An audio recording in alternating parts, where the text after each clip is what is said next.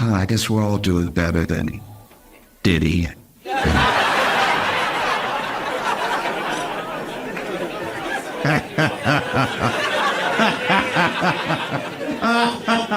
Oh, what a week. All right, if you don't know, I'll try to bring you up to speed very quickly.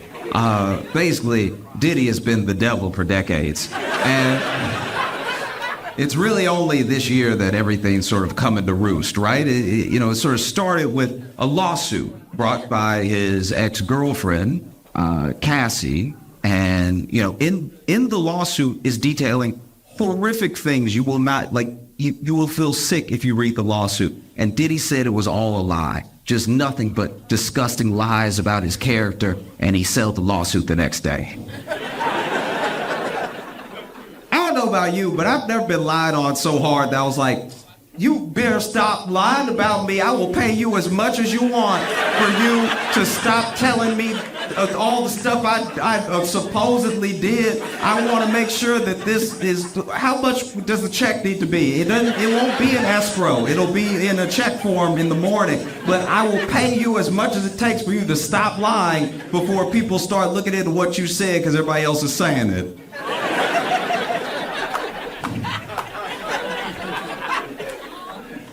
Well, no, it's crazy. And even more recently, more allegations and more investigations have been going into Diddy being alleged. Legally, you have to say it. Being an alleged sex trafficker and everything, to the point where, this week, the FBI raided all of his houses at once, just to make sure, every single one, at the same time, make sure he wasn't house hopping or anything, just going everywhere. They grabbed all the homes and the homies, and they pulled everybody outside, and it was truly astounding to watch, because if you've ever watched, I watch a lot of news, so I remember, the Roger Stone raid. Anytime the FBI or Homeland Security does a raid, it's a weird hierarchy that you notice, because they'll show up to do the raid, right? So FBI or Homeland Security, they'll be fitted up, right? Top to bottom, they got the AR-15, they got the vest on, full body armor, they got the boots, they got the helmet. And then sometimes they actually have backup. Backup is SWAT. So then SWAT is also there dressed like SWAT, and we know what SWAT is dressed like. And then it will just be the regular police. And it kind of made me feel bad for the local police, because imagine you show up to work and all your coworkers look like Call of Duty that day. And you just have to show up with your chest. That's unfair to them. If I was a cop, I'd be like, y'all ain't got any extra ARs in the trunk or anything. I can't hold something. Y'all just showed up all prepared. Y'all said he dangerous. You know what? I'm gonna wait next to the car. That's what I'm gonna do. Y'all, this is bull. I'm not doing. And truly, watch any FBI raid. All the local police are next to the cars in the street. They're like, no, they gonna get him. They gonna get him. Oh, you better watch out, because they coming. All right. But yeah. They raided all that dude's houses at one time, pulled people out, were interrogating people, were trying to look for stuff in the houses. And meanwhile, a lot of people have been waiting on Diddy's downfall for a long time, so they track his movements. And I want to take a quick second, because a lot of people, as this is mainly a black thing, knowing about Diddy. It feels like the world didn't know. But black people, we knew. We were like, nah. Something happening with him that seems off. I don't know if I loved that either. That's just been us for 2 decades with Diddy, just being like, did y'all see that? You know what I mean? And so a lot of other people are catching up. So then there are things, when anything like this comes out, there are things where people ask, why is everybody talking about it now, coming forward now, stuff like that. I want to be clear. Diddy is not like a Harvey Weinstein in that way, right? Because with Harvey Weinstein, everyone started coming forward, and then people were like, why didn't y'all say something sooner? Look at him. We would have believed you. Like, we don't do a good enough job of believing women, but with Harvey, I'd be like, whatever y'all say he did, he did. I can just see it from his build that he did whatever. But Diddy's a very different thing. Diddy's scary. A lot of people are scared of Diddy. And you want to know one of the reasons why people are scared of Diddy? Because of where he comes from. There's gangsters, then there's gangsters. Okay? Diddy's dad has ties to Frank Lucas. If you don't know Frank Lucas is who Denzel played in American Gangster. That's who Diddy's dad hung out with. That's who Diddy's dad did business with. So when you ever rewatch American Gangster and you see that scene when Frank Lucas, Denzel, stands up and in the middle, broad daylight, middle of the sidewalk, a dude disrespects him and he pulls out a gun and he shoots him in the head and kills him in front of everybody because he knows nobody will say anything. That's who Diddy's dad ran with, right? That's who taught him his like ABCs and stuff. You know what I mean? When you see that scene, that's a bone-chilling scene because it happened. That happened. He did that. He killed someone broad daylight because he knew no one around would say anything, right? So when you see that scene and you see Denzel do that, just know that one of the extras in the background, at least one of those kids, is Diddy. That's terrific, you know? And that's why people are getting so scared of him, because we know that he just moves differently, you know what I mean? And a lot of people have been waiting on his downfall for a long time. So when the FBI was raiding, people were like, where is Diddy? And you know how these kids are now? They're very smart. They can track anything. They track Diddy's plane. And so while the FBI is raiding all of his homes at one time, Diddy's plane is leaving America. And I don't mean getting fueled up. I mean, the plane is over just blue. That's the ocean. The plane is gone, right? And the plane is headed for Antigua. Now, Antigua is still extradite. So a lot of people are like, why would he be going over to Antigua? Then other people said, hey, maybe he's landing in Antigua because everybody knows that's his plane. He's going to land in Antigua. He's going to get on a friend's smaller plane, and he's going to go to a country that doesn't extradite, like Bali, right? So then that plane lands in Antigua, it comes right back. When it lands, turns out Diddy was never on the plane. He was in Miami the whole time. This man is a terrible rapper and an incredible villain. I've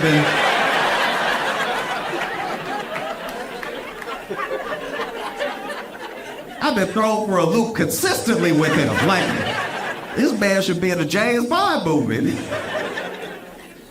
You know, a lot of people are just waking up to how Diddy is, you know. We knew. You know how you know that we knew? Diddy's the only black billionaire we didn't root for. It's a very big deal when you get a black billionaire. We're always like, oh, yeah, oh, he did it. You know, I remember when that guy, you know that guy that gave the commencement speech at Morehouse, and at the end of the speech, he said he was going to pay for all the kids' student loans. That moment went viral. It was crazy. Kids were crying and everything, jumping up, screaming. I looked it up. I found the guy. His name was Robert Smith. Turns out he's a billionaire. He didn't give me any money, but I was at home like, we got another one. Diddy became a billionaire. We were like, good for you.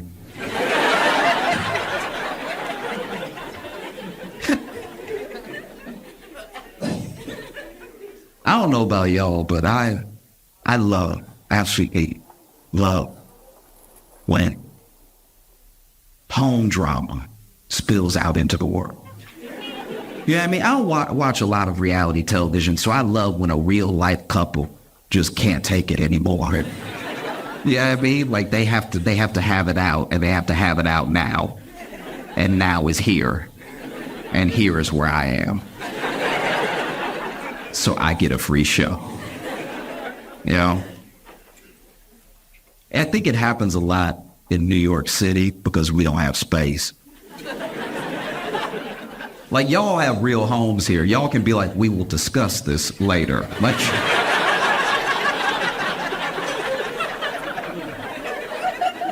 In New York, we don't have that. We're like, I want to argue in private at home, but home don't have no elbow room.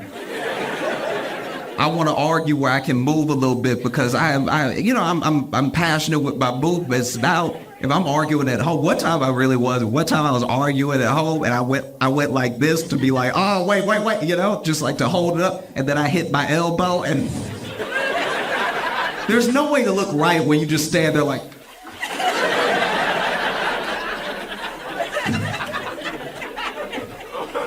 so sometimes couples just have to have it out in that moment, And I was walking. I try to do this at least once a week. I was on a walk with no AirPods in, right? Just really like be around in the world, And I think it's an important thing to do because it opens you up to what's happening around you. And I would have missed this had I had my AirPods in. I was walking, and as I'm walking, I see this dude bust out of the door of his house, right? He's running down the stoop of his brownstone, no shirt on, anything, looking terrified, like, look. And so I turn and I see what I can only imagine is his girlfriend or wife running behind him. And I was like, all right, this seems awesome.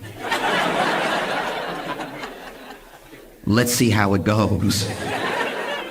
And she has something in her hand, but it doesn't look like a gun, so I'm like, I'm willing to stay and see this through. Because if it's a gun, people get upset, they miss. Now she done shot me, I'm bleeding out. I'm not even part of your love. I'm laying there holding my wound, y'all done worked it out. Like,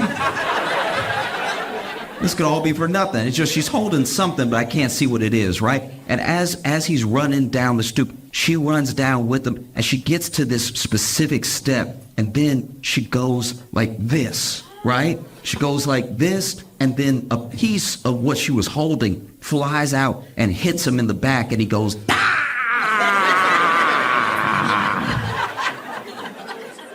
And then she lets go of the other thing that she was holding. It slides down the stairs, and when it slides down, it's close enough for me to see. And when I look,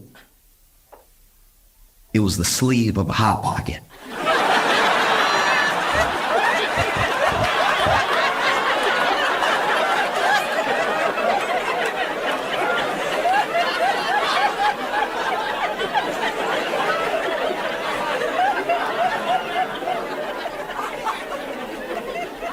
This woman done burned the hell out of this man with a Hot Pocket.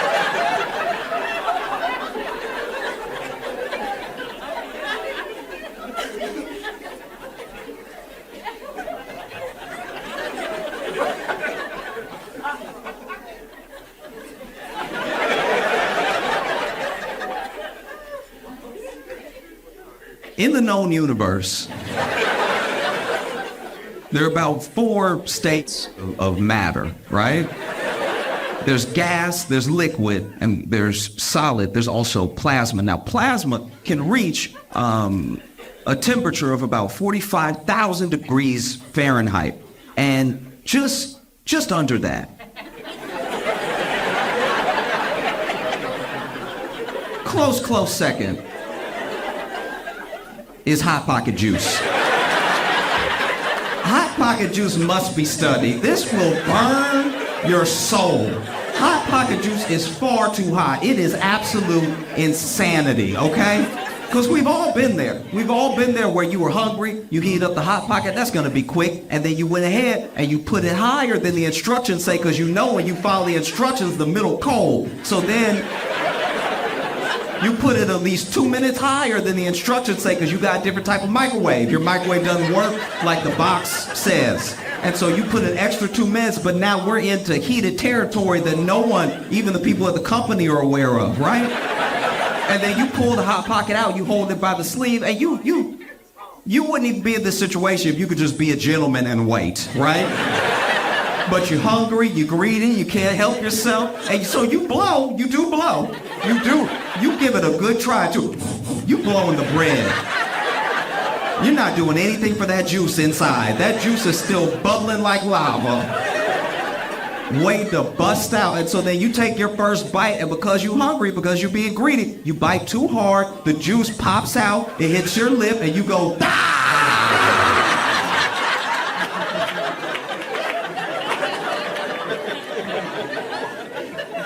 Now you coughing because steam coming out of your mouth because you got the cornbread in your mouth with all the juice burning everything. Burning teeth. Just burning. Inexplicably, just burning and burning and burning. It's terrible. This woman was running after this man. We don't know what he did. I didn't stay for an interview. This woman was running down the stairs after this man and had the Hot Pocket sleeve in her hand and reared back like an ancient weapon. Reared back.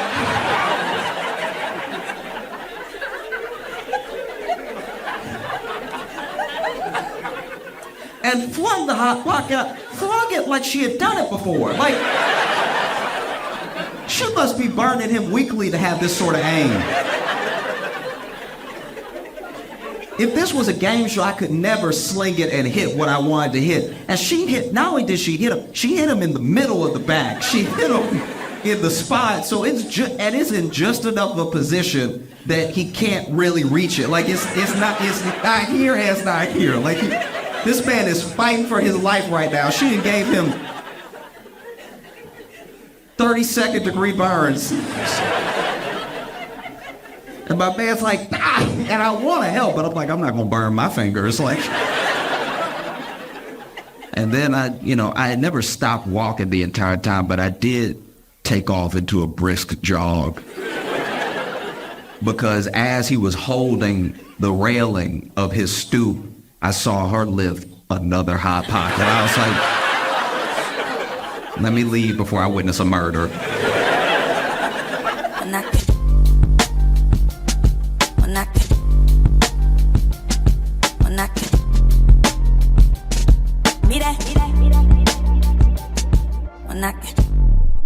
Hey, we are at Side Splitters in Tampa, Florida, and it's about 8:02, and I have forgotten the hoodie.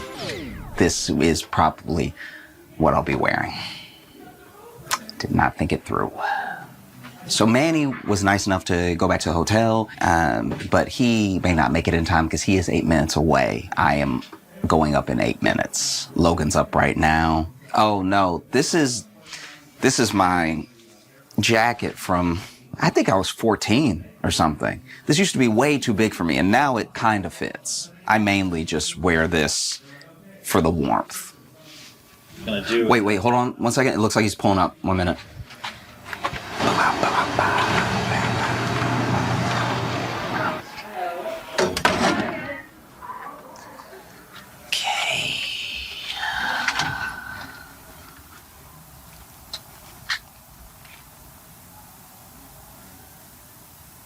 Uh-oh.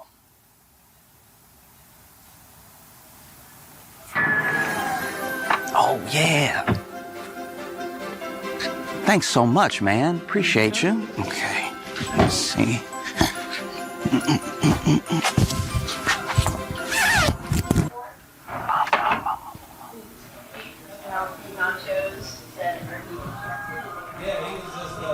Correspondent on the Daily Show. When Mr. Start clapping, make some noise. Let's hear it for Cal Johnson.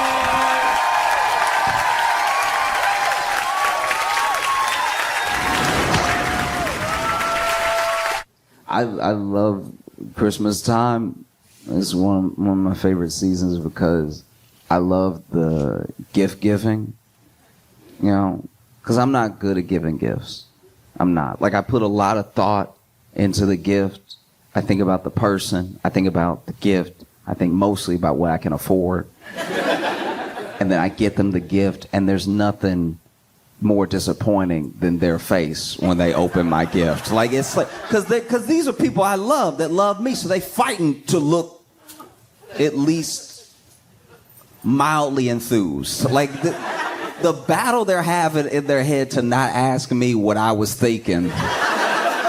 You can see the wheels turning where they're like, I don't want to be rude, but now I'm genuinely curious. What was on his mind when he bought this? What would make him think I would like this, right? Like, I remember one time I bought my friend, okay. I bought them like a really nice, and it was expensive. It was very nice, and it was polished, but it was like a polished figurine of an Easter egg. And then they opened it, and they were like, "Oh, oh is never good, by the way." Do you know what I mean? Like, even if you propose and then you hear "oh," it's about to be no. Like, it's very close. It's coming up. And so I gave them the gift, and they were like, "Oh." And then I felt like I needed to fill the space because they said "oh" and they didn't say anything else. But I was like, clearly I need to let them know why this is a brilliant gift. And so I was like, "because you love Easter." And they were like, "Oh." And I hadn't been hit with 2 O's in a while. That second O let me know that maybe this is just bad. Maybe they weren't confused. Maybe they've decided they hate this gift. And so I was like, "yeah, because you love Easter. That's your favorite holiday. I know it's Christmas, but it's still something to do with Easter now. Like, I got you something rather than waiting to give this to you on Easter. I got you a little bit of Easter in winter." And they were like, "You could have got like a crucifix or something." And I was like, yeah, wow. That did not occur to me. I forgot you love Easter because you love the Lord. I just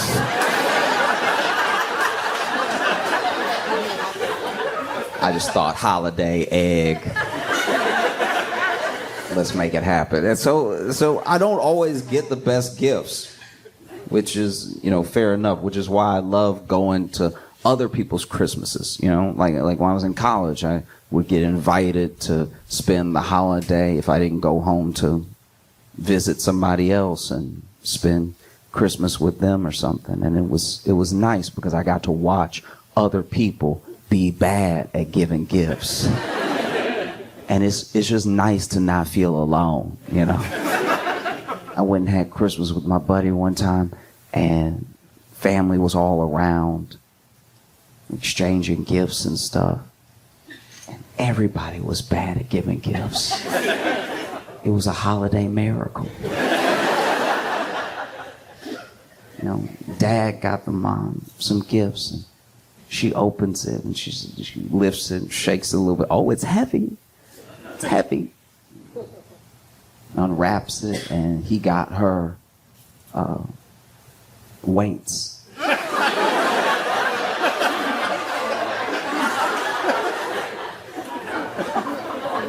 And she was like, "Why'd you get me?" And in my head, I'm like, "Go ahead, answer.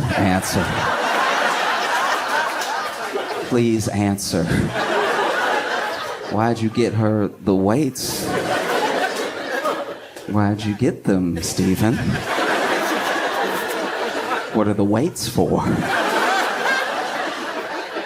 Now you can see the flicker in his eyes where he was like,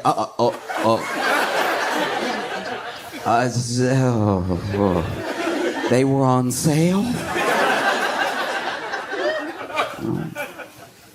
But it was fair enough because then he opened her gifts. And she got him look, you think the weights are bad? This woman bought this man 50 Shades of Grey.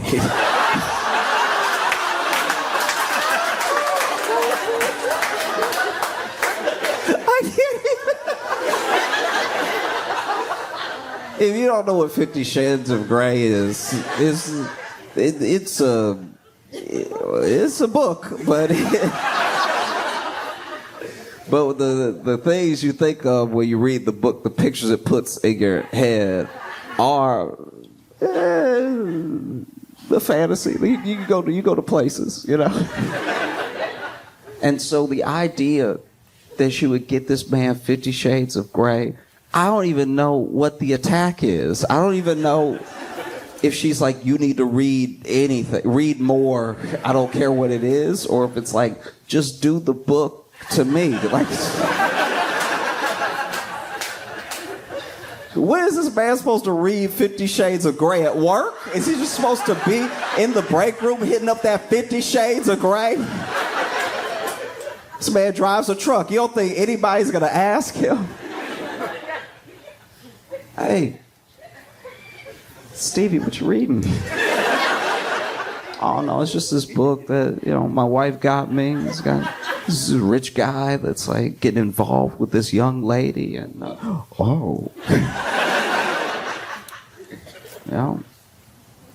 can't tell. She's like, you should read more or do that to me, or I'm done with it. Like, she had also read 50 Shades of Grey, so I'm like, she just didn't get him anything. And then it was my buddy's turn.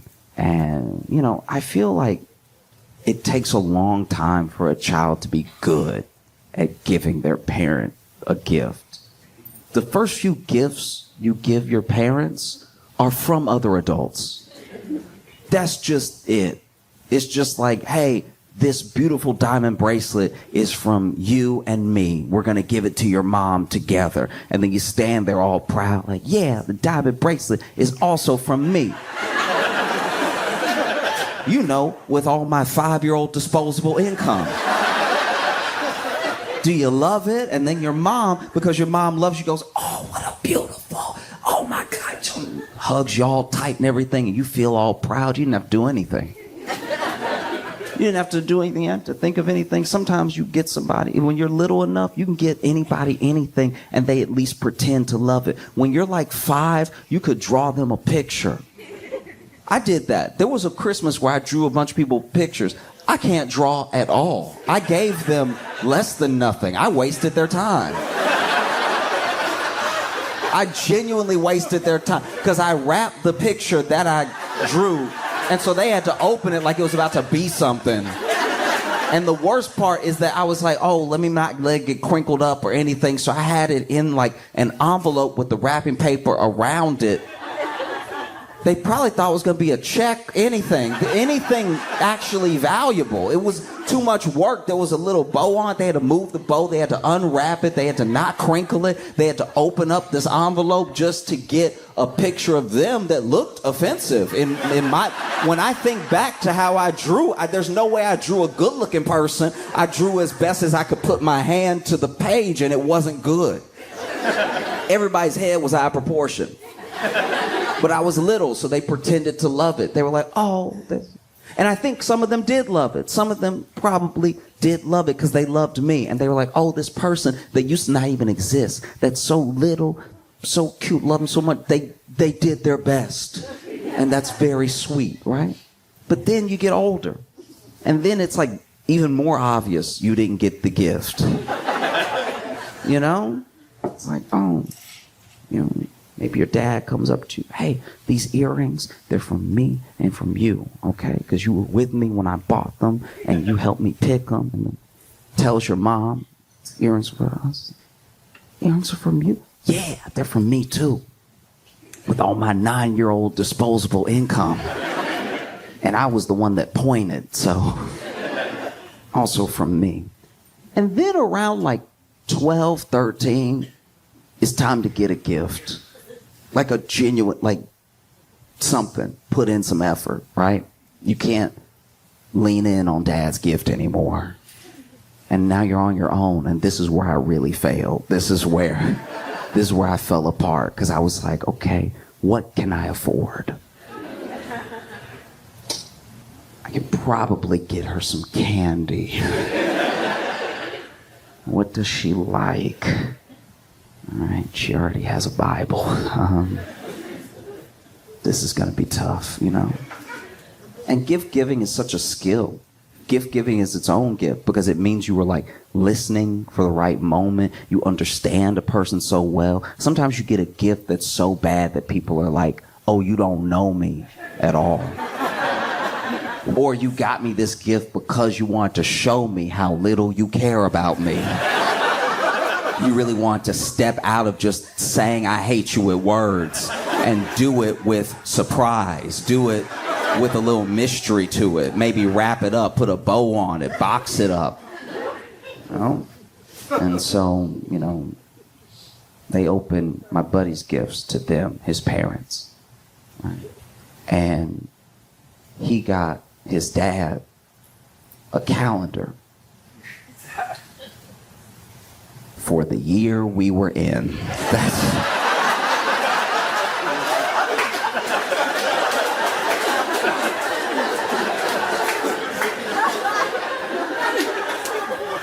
Almost all of the calendar had happened.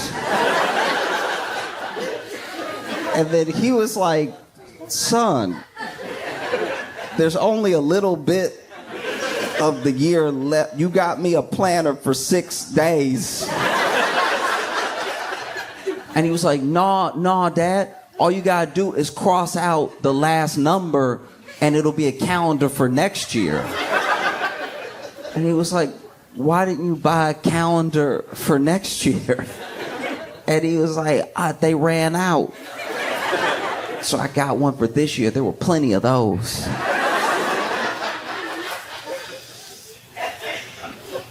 And he's like, son, that won't work because the days also change.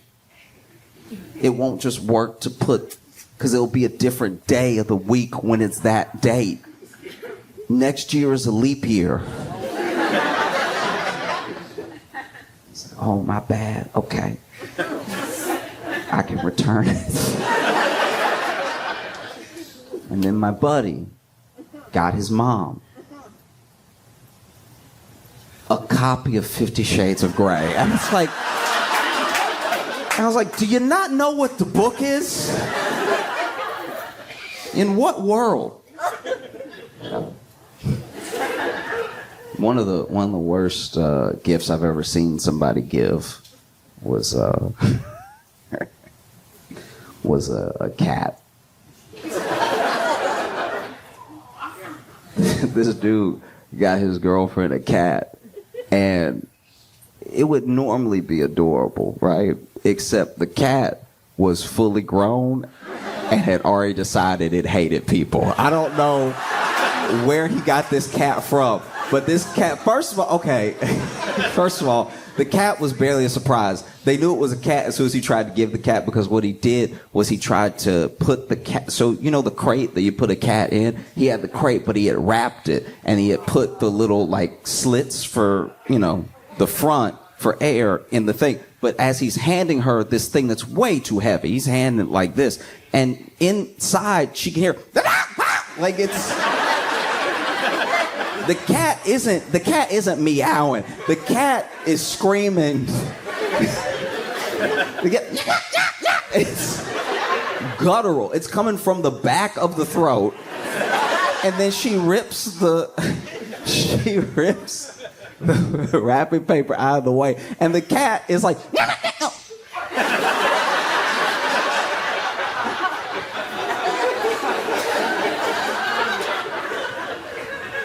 and then she's like, oh, you got me a kitten, right?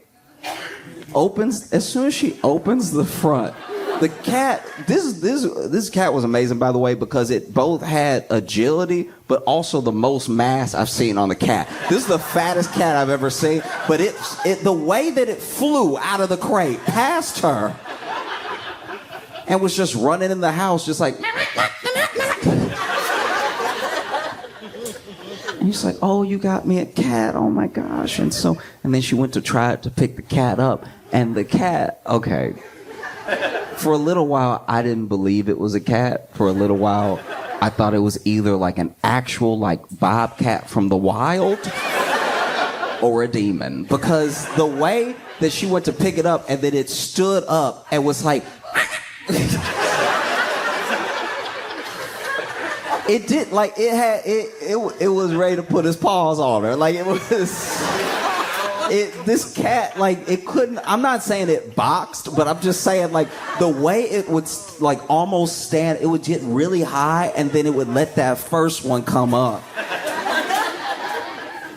And this cat hated everyone and everything. And I was like, did you get the cat from, like, a shelter, or where'd you get the cat? And he was like, okay, look. which is never a good pet origin story. He's like, okay, look, the cat crawled up into the hood of my car. It was cold, it wanted to be warm, and so it crawled up. And then when I was pulling the cat out, it just kept coming out. There was so much cat, because it's the biggest cat any of us have ever seen. I was like, it looked like a lion. You can't just give someone a pet like that. Do you know what I mean? A plant, I feel bad enough letting it die. You can't let an animal die. You can't just be like, oh, well, I didn't even mean this one. It shouldn't even be on me because it was a gift. That sounds so crazy, but it's true. It's like you've just given this person duties now. And not a lot of duties. The cat was very fat, and it was clearly a street cat, so it knows how to survive. This cat. No. I don't know if y'all saw, but a lot of the Amazon workers went on strike today. Like a bunch of them went on strike, yeah. Which I think is phenomenal, not just for workers' rights, but because I low-key have not got anybody anything yet. And that's... Ooh-wee. When I was like, hey, yeah, give them whatever they want, all right? They should stay out there till January 2nd or something. Genuinely, I was like, oh, man, okay, and then that means that things won't get delivered on... We serve a mighty God. We serve... You know? But yeah, the Amazon workers are striking. It's one of the biggest strikes against Amazon ever. I think it is the biggest ever against Amazon. It's in different places and everything. And it's coming at a time where Amazon needs them desperately. Rest of the year, you could kind of, shirk them off. But this is Amazon promised us Christmas. I hate to burst your bubble in case you still believe, but there is no Santa. Santa is whoever is driving that Amazon truck. And Amazon made a promise. They made a promise through Prime. They made a promise through pre-orders. And, a lot of their reputation stakes on delivering on that promise. And so if the workers strike and they can't get things to the people, maybe the people are like, wow, I put a lot of stake in you, Amazon. Maybe I'm just going to go to Target next time. But Amazon, they claim not to have it. They claim that they don't have the money.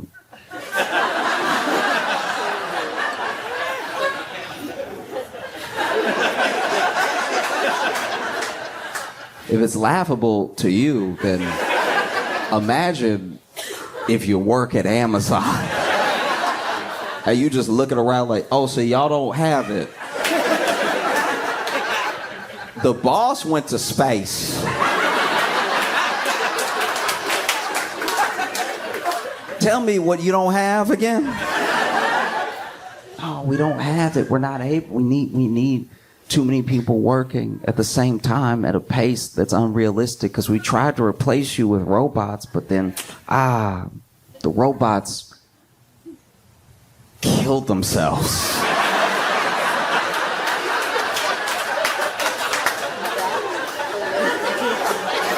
Dude, everybody forgets about that. Everybody forgets that when they've tried AI, they've tried to replace the workers in their faces, and the AI, the robot, whatever it is like, you know what? I think I'm just gonna break forever. The robot will do everything except hit itself in the head. That's wild. That's so crazy that you would just tell us you don't even have. That's one of the main things I can't stand about a lot of big companies. And don't get me wrong, right? In the future, you may even see me do like a partnership with a brand that I like. I'm not saying business in and of itself is evil. I'm not saying big business in and of itself has to be evil. I'm just saying the way that some of the most profitable companies in the world have worked is evil, right? And so my thing especially with Amazon, is that there's always, for you, the customer, there's always surge pricing. There's never, across any company that I know of, outside of overtime, surge pay. That's all you need. If you had just been like, listen, for 3 months, working at Amazon's gonna be the most profitable.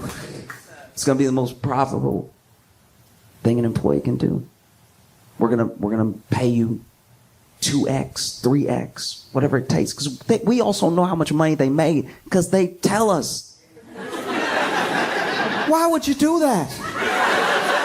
Why would you go on the news, by the way, to be like, Amazon made a record-breaking whatever billion today on Prime Day, and then tell the people that work there, y'all, we ain't got it. The boss needs to go to space again. No, it's insane. Because it wouldn't do, I don't know, it wouldn't do what companies claim it would do, to pay more, if nothing else, during the seasons that you're asking them to work more. And we can't even begin to fathom the conditions all around that are like in an Amazon warehouse. We hear about them from time to time. People get fired, or they get hurt, or they quit, and then they tell us. And it never gets like fully enveloped all together. One, because there's not enough time. Too many people have been screwed over. It's like, we all know somebody who dated somebody that was like trash, right? Like they dated a bad person. After like the third testimony of dating this person, you're like, I don't even need to hear anymore. This person is undateable. They shouldn't be out.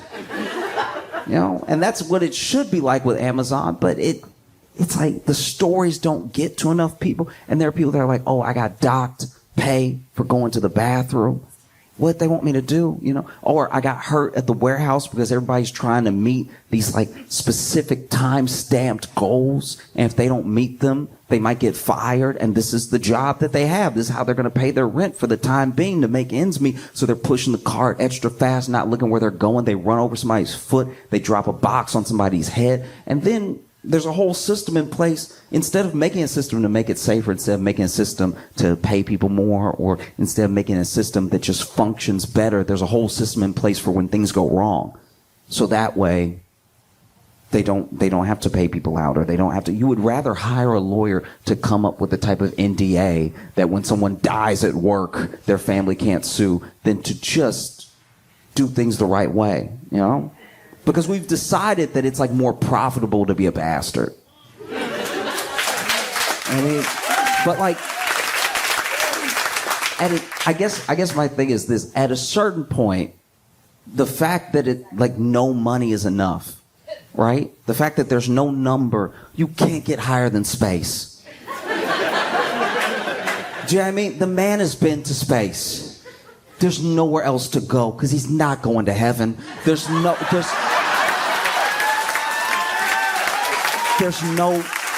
more.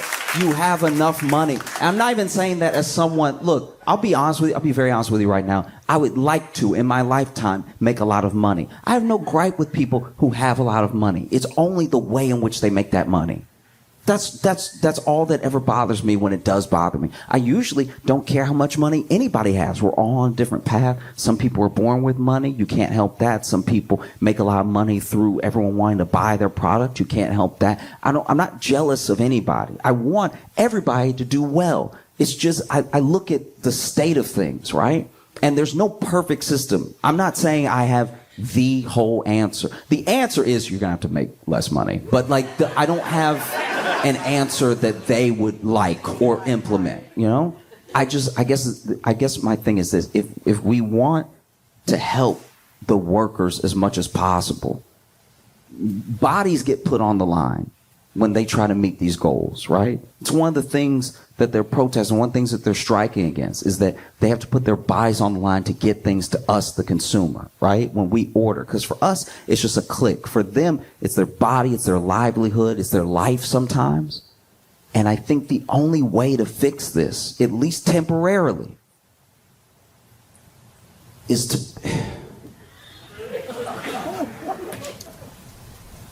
to bring back like 2013 Black Friday. Like I think rather than putting it all on them, we got to get out in the streets and we got to start beating the ever-living shit out of each other for the products that we want, that are supposedly on sale, right?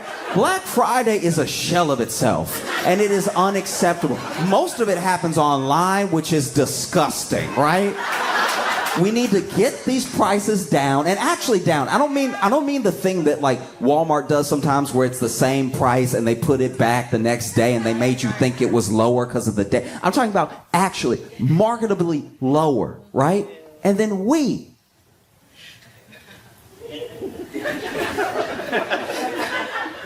have to start training in August. Okay? We need to start practicing, maybe even with family. Bring the family. Let the family come early, all right? Throw some bows, right? Make sure that like grandma's shuffle is good when she's trying to get through people. Make sure that the youngest brother can really handle that offensive line that you're going to need to create to get to the register, all right? Make sure his tackle is good. And we need to get back in stores the way that it used to be. One of the problems is Amazon's too powerful. They wouldn't be too powerful if we started shopping again at the stores that we shopped at before Amazon, right? One of the other things is that, you know, that dopamine hit that you get when you buy the thing and then the thing comes the next day. I'm not saying you don't deserve your dopamine hits. I'm just saying it's a much stronger dopamine hit to knock the hell out of somebody for the TV that you want. This is America. You gotta earn your dopamine. Okay? The amount of strangers that we used to have, America used to come together to be divided for one day.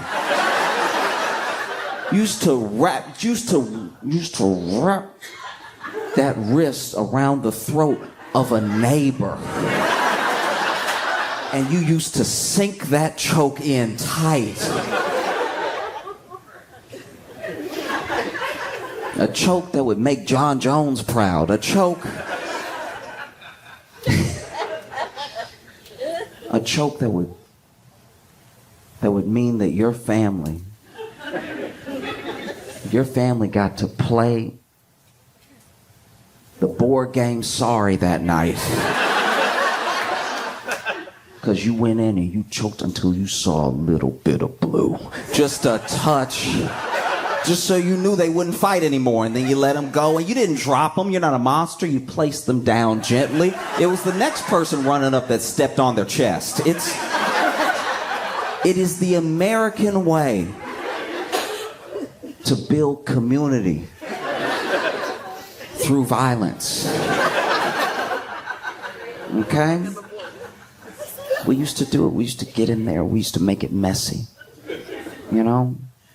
You would have like, you'd have a couple scrapes you didn't know where they came from. You know what I mean? You'd have a whole cut on your arm and you'd be like, huh, makes sense, but I don't know when it happened. No. But I don't know. I'm bad at giving gifts, but I hope that everyone striking for Amazon gets what they want for Christmas. Genuinely, I do. Like.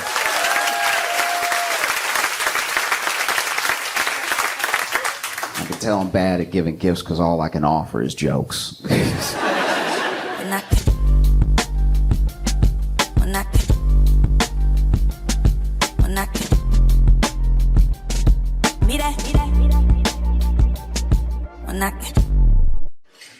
I know I've never been like balling out of control or anything because in my adult life, I've never lived somewhere that didn't have a mouse for a period of time, right?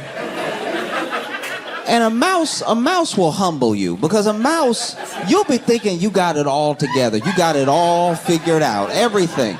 You know, you'll even be looking at your bank account and be like, wow, I'm killing it. I'm doing very well. And then in the distance past the laptop, you'll see a mouse scurry in the corner. You'll be like, I could do better. That's fair, right? But this is what bothers me, is that anytime you have a pest in the home, people act like it must be you. Like it has to be your fault, exactly. Expressly your fault, right? But it's like, I'm doing everything I'm supposed to do. I'm picking up after myself. I'm grabbing the clothes off the floor. I'm not leaving any food out. I'm vacuuming. I'm sweeping. There should not be a mouse in my... I'm not trying to have like a Disney Pixar experience, right? Like it's just... This happened, you know? And then, like, let's say, goodness forbid, but let's say you actually had a mouse problem, and then you went to work, and you told somebody, yeah, I got a mouse in my apartment trying to get it taken care of. Your coworker would be like, oh.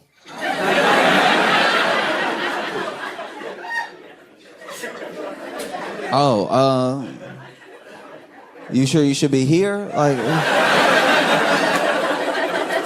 yeah, I mean, like you inviting them over or something. It's very frustrating, you know? Because, like, goodness forbid, once again, but let's say a different pest came in your home. Let's say a burglar broke in, right? And the next day you go to work and you tell someone, it's like, my home was burglarized last night. They would be like, oh my gosh. I'm so sorry. That's horrible. That's such a terrible thing. You must have been terrified. Are you okay? Is everything all right? They would show compassion. They'd have empathy. They wouldn't be like, ugh.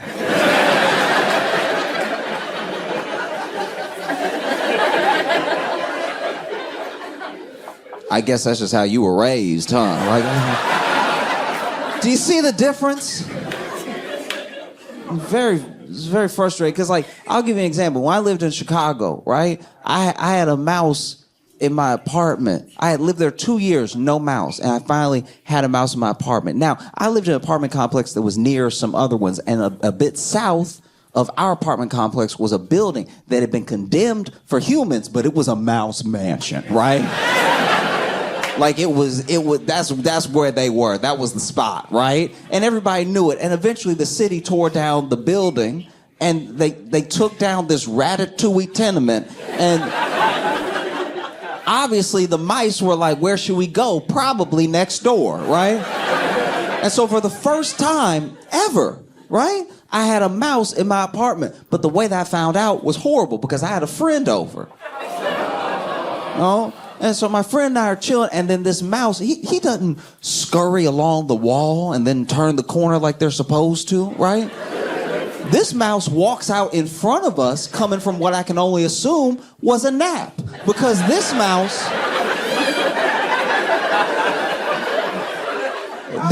had the nerve to walk out and stretch on the rug, getting a deep stretch too, really bouncing with it as he moved. You know, like when your puppy wake up, you know what I'm talking about? And they put that other foot in the air, they really getting that whole back leg going. And the worst part about this happening in this moment is that when you tell your friend that, wow, I've lived here 2 years and I've never had a mouse, this is the first mouse I've ever seen, you sound like a liar, right?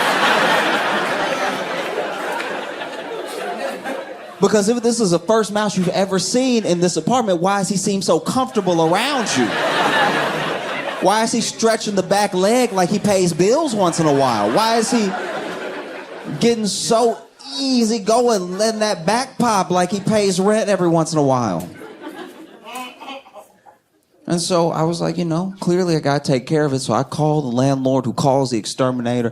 And one of the frustrating things, I'm actually glad it went down this way, because usually when you call an exterminator, that's when the pests in your home want to act right. As soon as you call the exterminator, that's when they're like, oh, you got company. I wouldn't dreamed. Oh, so landlord calls an exterminator. Exterminator comes the next day, right? I open the door for the exterminator. He takes about 2 steps in, and that's when the mouse that I saw yesterday runs past his foot, scurries along the wall, and then just turns the corner, right? But then my exterminator goes, ooh!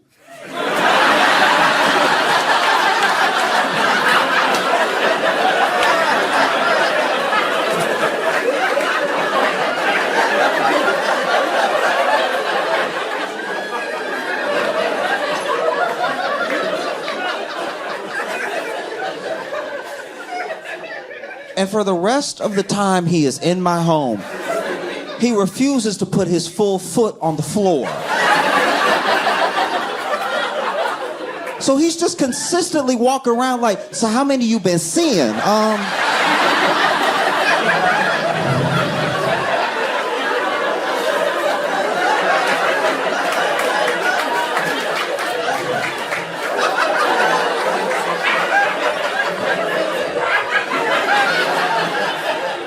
Cause you know they say, oof, oof. He was poking his head indoors where he would go in the room and stuff. And he was like, you know, they say that if you see one, if you see one, there's three of them. I'm like, that is you.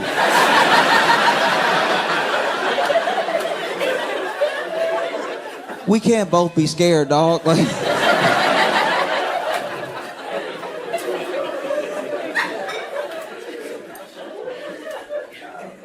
Oh, it's devastating. You know what I mean? Cause I'm not immune. You know, I've done the same thing. You know, sometimes, someone tell me they have a pest or something, but we gotta be more understanding. It's like nobody wants this in their home. But I had a friend one time back once again while I was living in Chicago, and he told me while we were out having lunch that he was having a bed bug problem.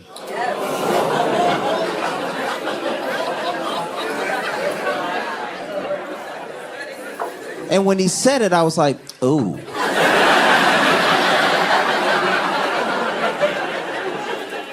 So how many you been seeing? And he was like, don't do that. You're not itching. I'm like, we don't know. We don't know. It's important to humble yourself. Understand that you could be in any situation. You really could. I don't care who you are in here. I don't care where you live, where you come from. Every single person, every one of you listening to me right now, all of us are 2 flies in the home away from seeming nasty. That's all it takes. 1 fly could happen to anybody, all right? 1 fly means you just opened a window. 2 flies.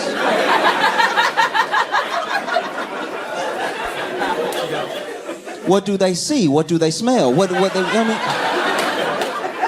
2 flies means 1 fly went and got another fly. I was like, do I have a place for us? I was reading this story. You know how during Halloween, there's always this weird thing where they're like, don't just let anybody give your kid candy. There's people out here putting razor blades in apples, right?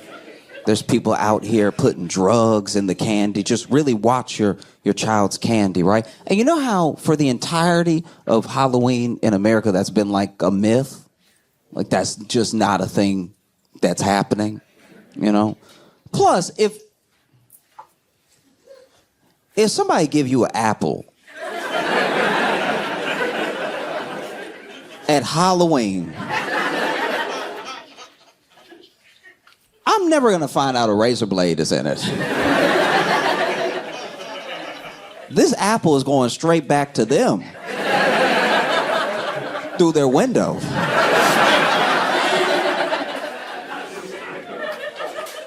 If they get cut in the process, that's on them, And as far as, drugs in the candy, I mean, I don't know. Come on now. Even if that was happening, a child on drugs like acid is just the way a kid acts anyway.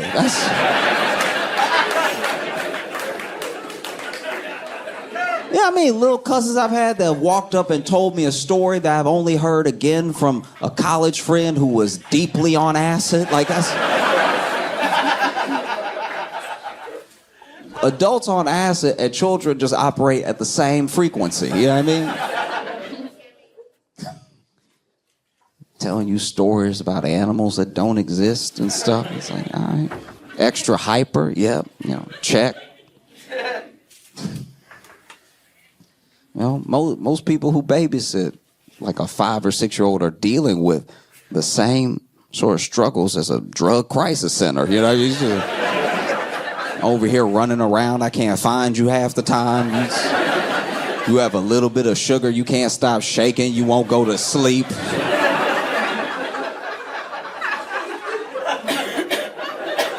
If anything, drugs might slow a child down.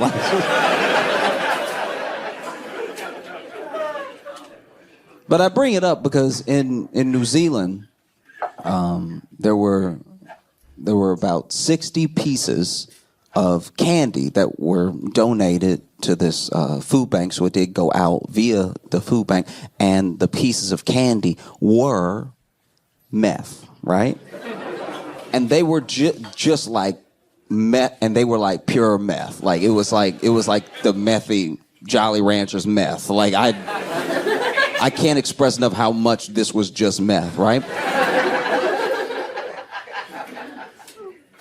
And they said that, you know, they've been doing everything they can to recover all the pieces. They put out a warning and everything. And the company, they contacted the company that it was wrapped in as a hard candy of and stuff. But most of the people that tried this meth hard candy spit it out immediately because they were like, it's just nasty. It's just real bitter. It doesn't have the umph to it, right? Like, if anything, it's too pure. There's not enough sugar in which is for the best. That's good, because apparently this little hard candy of meth had 300 doses of meth in it, which is terrifying, right? I'm glad that it was very nasty. People spit it out immediately and stuff. And what's crazy is that, okay, this is a part of the story that I wasn't fully sure if I was reading it right when I read it, but basically some people who had some sort of like adverse effects, like feeling a little nauseous or a little like jittery, because it's meth candy, so they were feeling a little jittery after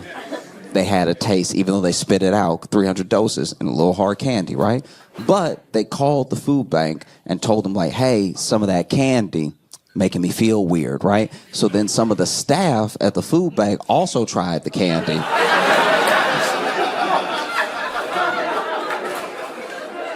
Which feels like a weird way to test for drugs, you know what I mean? It was like, I don't know, these hard candies might be, they might be like condensed mushrooms. It's like, well, only one way to find out.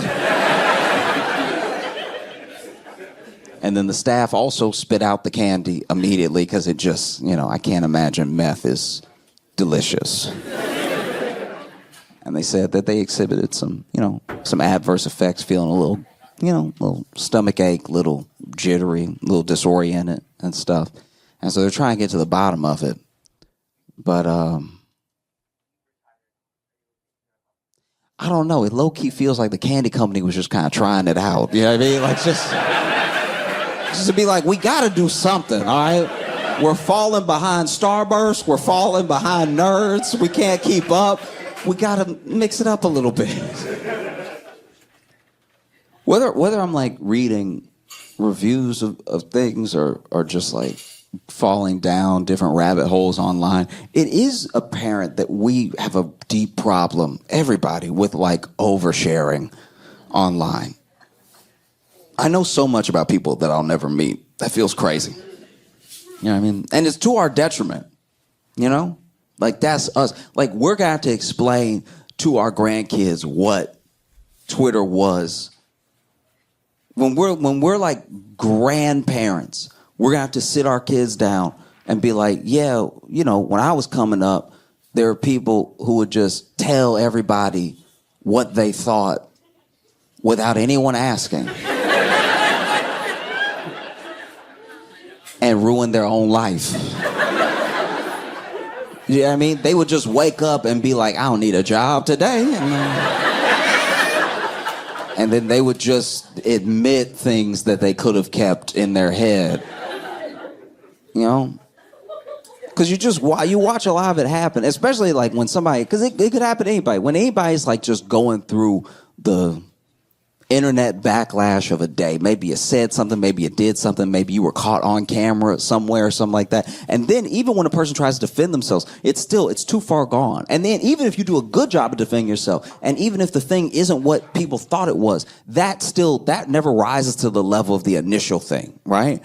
And so, it just feels like a lot of unforced errors in life when people do this stuff, and they're still doing it. Sometimes I still see people post a thing and I'm like, you could have told no one. That's wild. Why would you do? Everyone's mad now. No, I just wish we could bring back diaries. Remember diaries? Remember journals? Remember when you were like a kid and you would just write in that?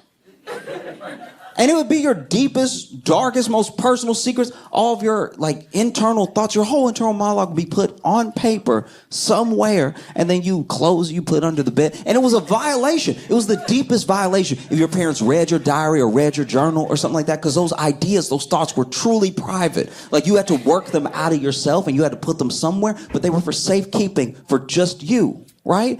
And so they'd be under the bed, wherever, and then finally, years later, years after you write that stuff, right? You're maybe about to go to college, or you're just moving out the house or something. You flipping the mattress for the first time in 4 years, and you see, no, my journal. Oh my gosh! And then you look through some of the pages, you read a little bit of it, and you go, oof.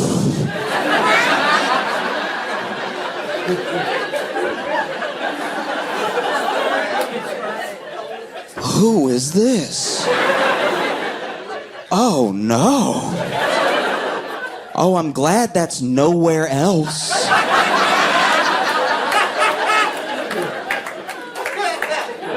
Because now I can burn it. And no one will ever know. I remember I found one of my journals from when I was a kid, and I was like, oof. This is pretty horny and racist.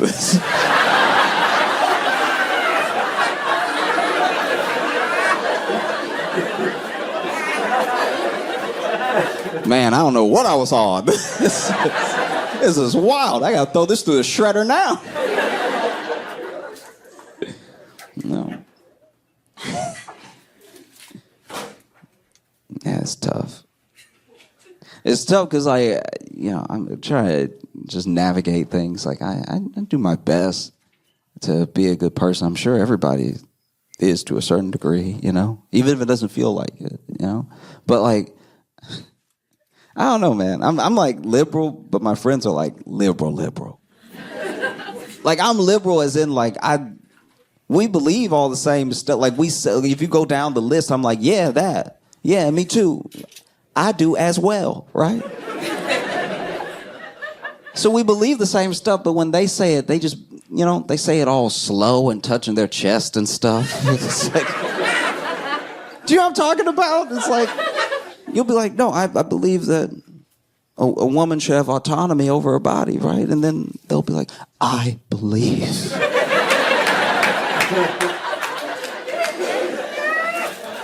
That a woman?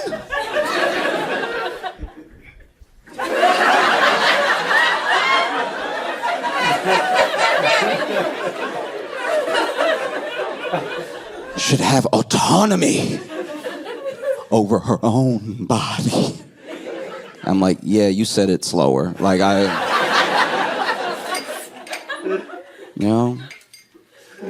don't know. Yeah, sometimes I don't know what some of that is. Sometimes I don't know if that's just like them trying to impress somebody. Because the person I'm talking about is a dude. Like, I'm like, there's no way you feel it this hard, bro. Like, that's suspicious as hell. It really is. Do you know what I mean? Like, it's weird when something is like, and don't take what I'm about to say the wrong way. Just listen, hear me out.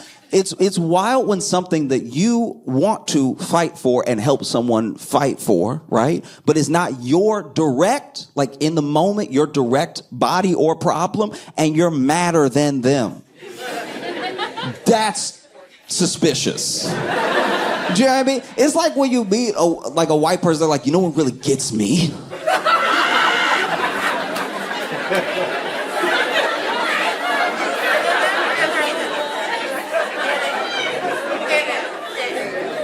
Segregation.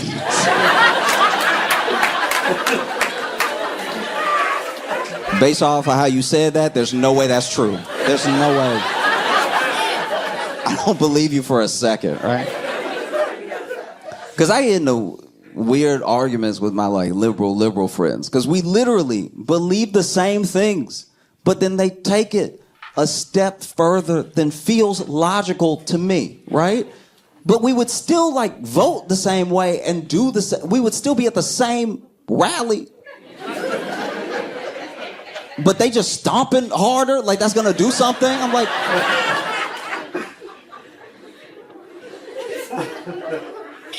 like I had an argument with one of my friends,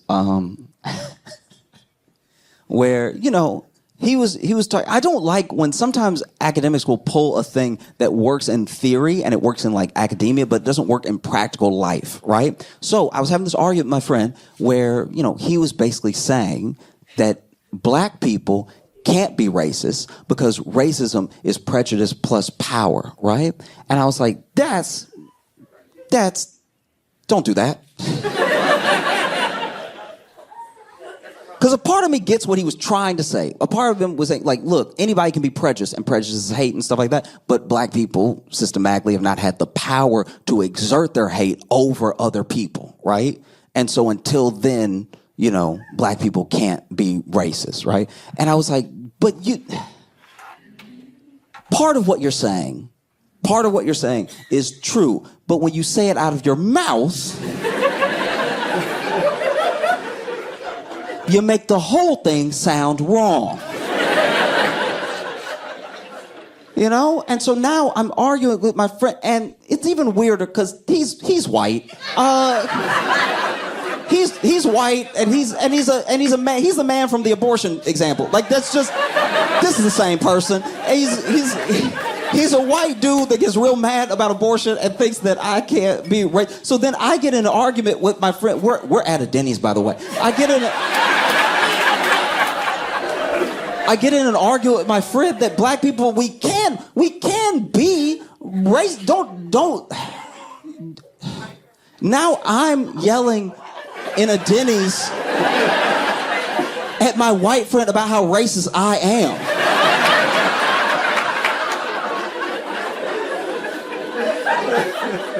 But the point I was trying to make was like, look, I see what you're saying, and historically, I get that if you're making this example for like a different time, right? But when you say power, do you mean power of the individual or power of the group, right? Because individually, there are very powerful black people that could exert their power over other people, right?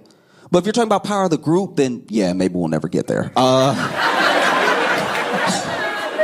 I'm just saying, like, power of the group, I don't see an all-black Senate happening anytime soon.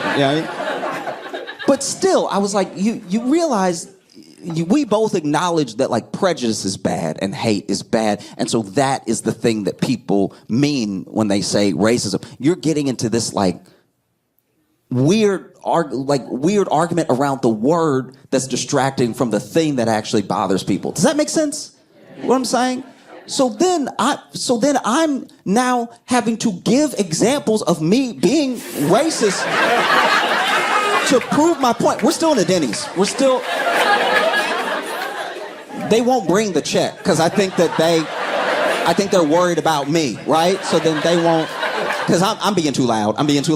And so then I'm like, no, I can be and have been racist, and I have to take account of when it happens. I take accountability for like both my thoughts and my actions, what I say to people, because we're all people. We're all trying to find a base level of like understanding and kindness towards each other. So then I have to take accountability for when I do make someone feel bad, right? And whether that thing is whatever, justified in the moment because of how they were reacting to me, or completely unjustified based off a preconceived notion. I have to take stock of this. I have to take responsibility for myself. It doesn't matter that there are other disenfranchised people out there. I can't scapegoat them to act however I want to act, right? So then I was giving an example of me being racist.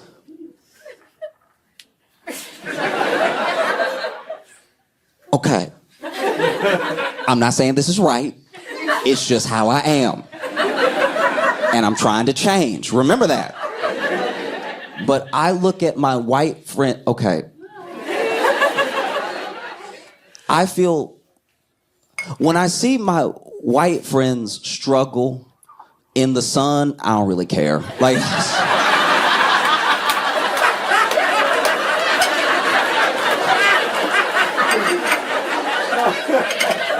that is racist though, because it's an entire group where I'm like, then do better. Like, it's like, that's not right.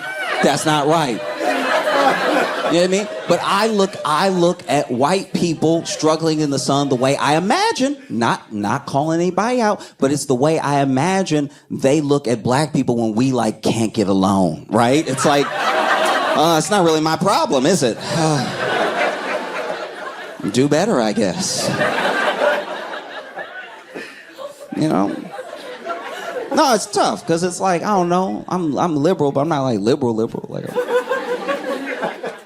still working some stuff out, you know?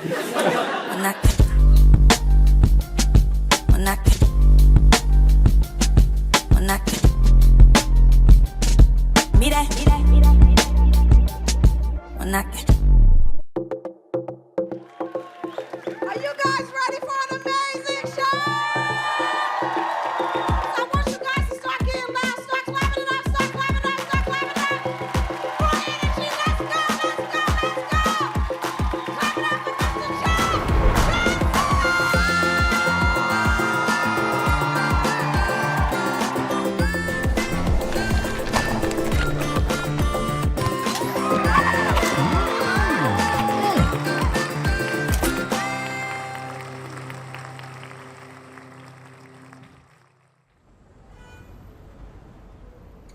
So tomorrow we tape the set that's like the sort of New York set. So I'm doing obviously jokes I've been doing on the road and stuff, but a little bit more stuff that's like Brooklyn centric and everything.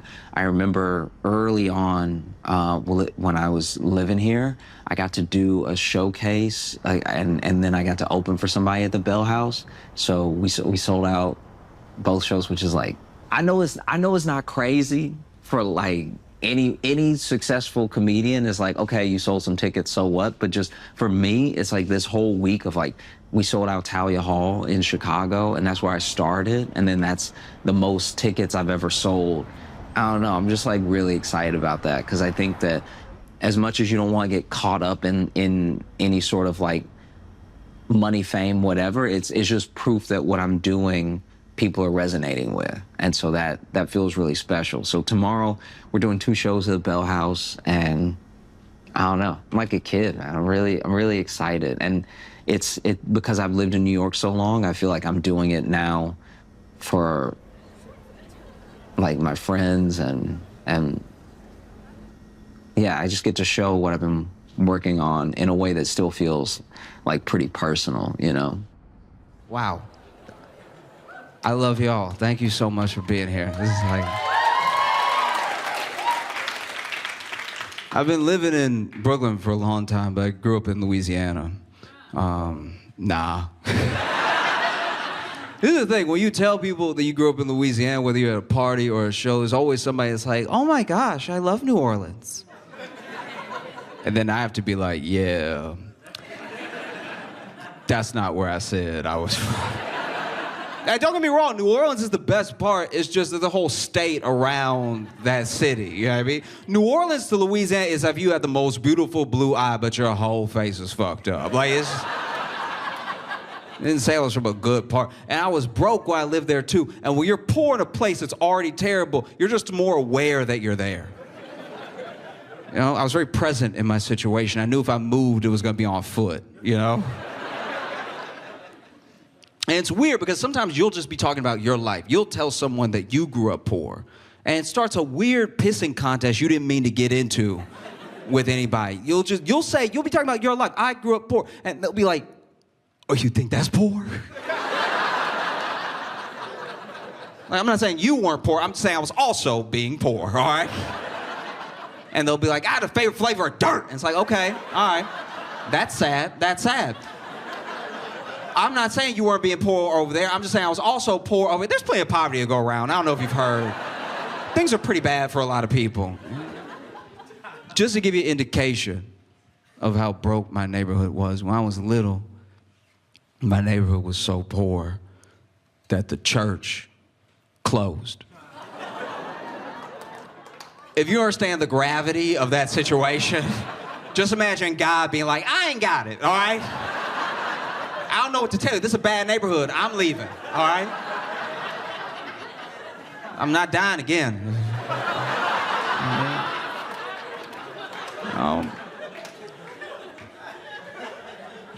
I lived in Louisiana, didn't have any money. I moved to Chicago, was somehow poor.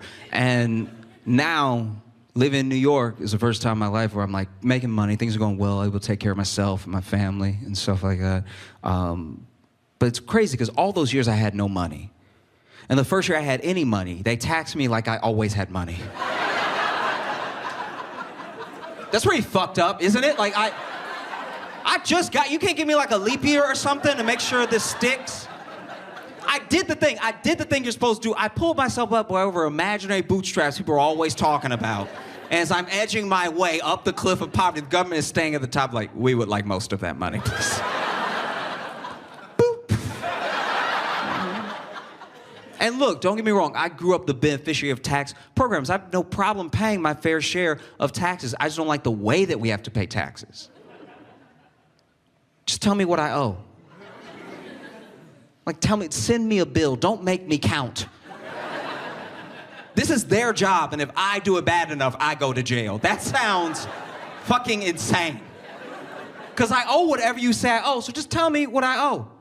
Because then when you get the number wrong, you get a letter from the IRS the next year where they're like, hey, you were actually off by like $2,000. So you know!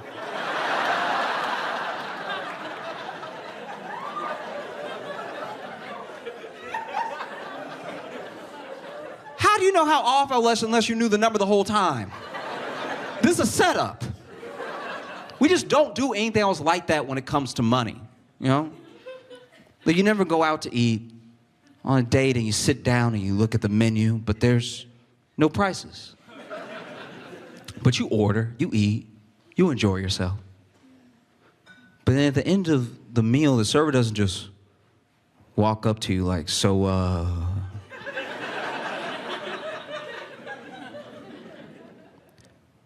how much do you think it costs?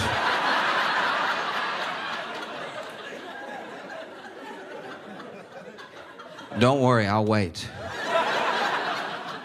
Oh, and by the way, if you guess wrong, there is an officer waiting outside. Like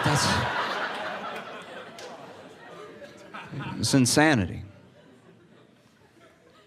It's just crazy in a country like this, right? In a country with this much of a wealth gap, this much of a general income gap, where your financial well-being is left completely up to you with very little financial education to go out into the world with. It's crazy in a country like that, we still have game shows.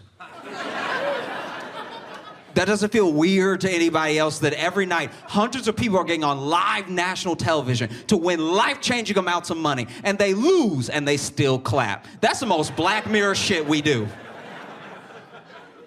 How is no one cursed on a game show yet? You went from $80,000 to zero. How has no one ever just looked down and been like, fuck?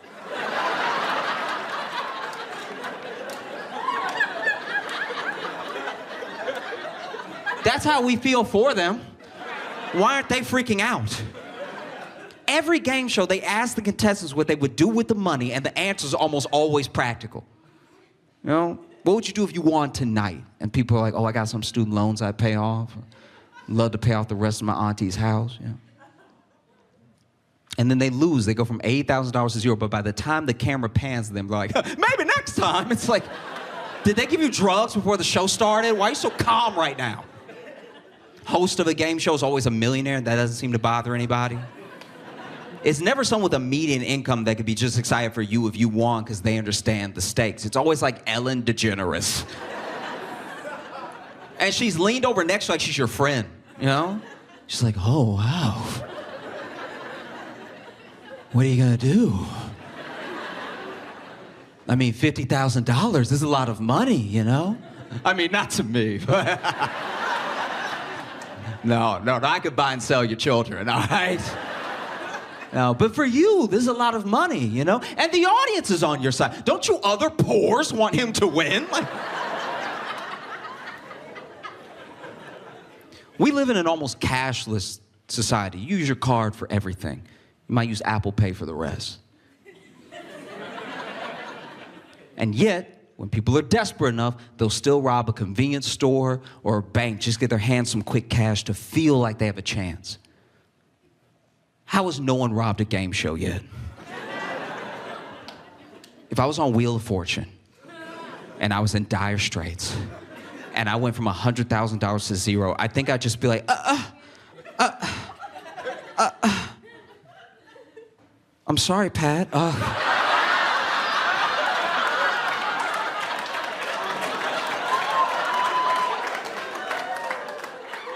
I think we're gonna have to keep playing. No, fuck that. That was a bad spin. Let me spin again. That's bullshit. Let me spin again. Let me spin up. Vanna. If you move, I will blow your head off, all right?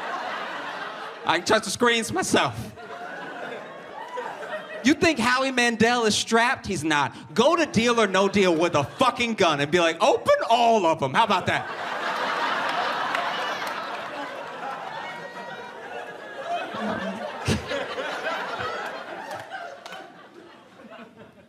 I've been watching my friends date, and it's hard out here, you know. It's tough for people, especially because we're not kind to each other. Like, it's terrifying to be vulnerable when you know people are just ruthless, you know? And the thing I watch happen more than anything else, especially between men and women, is we'll use a stereotype to write the other person off, you know? Like, from men to women, it's crazy. It's like, oh, listen to her, she crazy as hell, crazy ass. And then for women to men, it's creepy. Oh, listen to him, he a creep, creepy ass, creepy as hell. You know?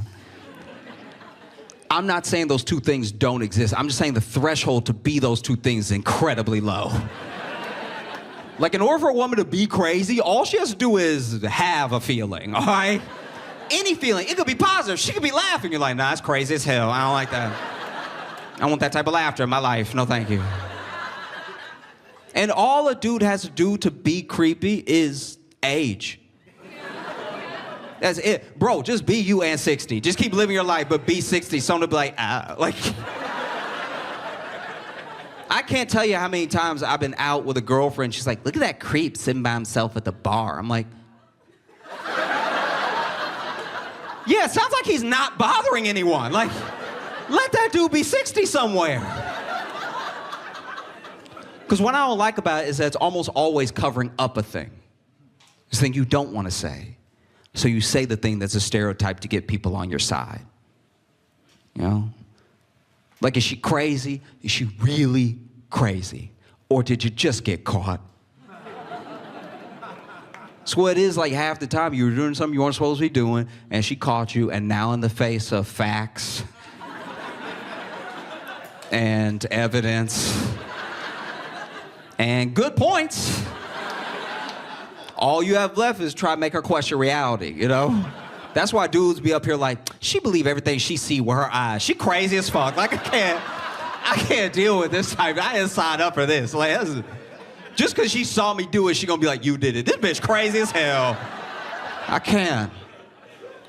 Is he creepy? Is he truly creepy? Or is he just ugly? Like, when are we gonna start being honest? I get it, he has a crush on you, and it's sweet, but when he looks at you, his eyes don't go in the same direction, and it's upsetting. But we can't just add a whole personality trait. Did we learn nothing from The Hunchback of Notre Dame? An entire Disney movie dedicated to this exact situation. Quasimodo wasn't creepy, heart of gold, but he was fucked up looking. We can all admit it. And he laid his feelings out for Esmeralda. Esmeralda did her damnedest. She really did. Quasimodo told her how he felt, and Esmeralda was like, ooh. Look,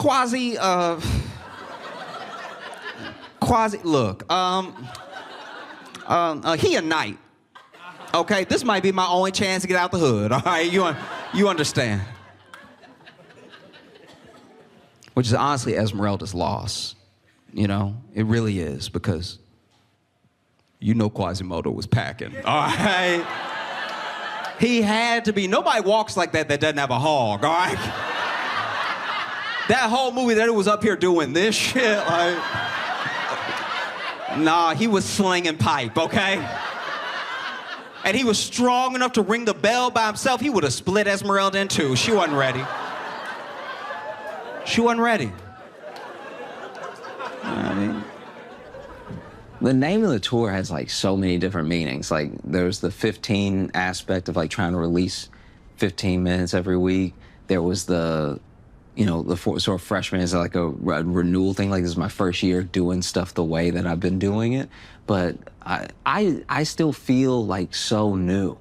I still feel like a baby sometimes, because then you get around people who are just masterful. Like you see the way that they work and the way that they write, or just their stage presence. So much to learn from everybody, and I feel like I'm still just soaking it all up. Like I don't know. Like I still feel like I'm like everybody's little brother sometimes, because I'm so curious about how everyone thinks and about how they put together what they put together. Watching people be so much more centered than you even know how to be, that's fascinating. And then watching someone take over with their stage presence in a way that's like magic, you know? It's like, I feel like it is like magic sometimes when you look at magicians, and magicians, a lot of them probably know what each other's tricks look like, but every once in a while somebody will create something, and they'll pull something out of nowhere that even makes the magicians go like, damn, that's wild. And I feel like that for jokes sometimes, you know, and that's what I want to create for other comics and other people. It's just like, you think you know where I'm going and you don't, you know, or just the whole overall thing was like an experience. Y'all have great laughs.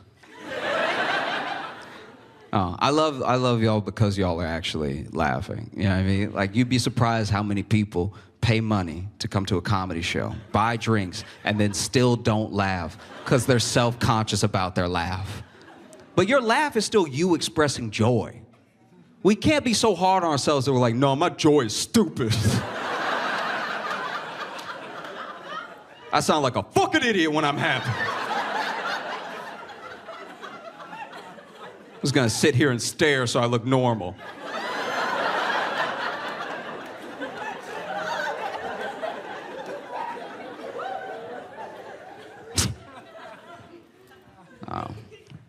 In the entire time that I've been doing comedy, I've honestly only ever heard one weird laugh.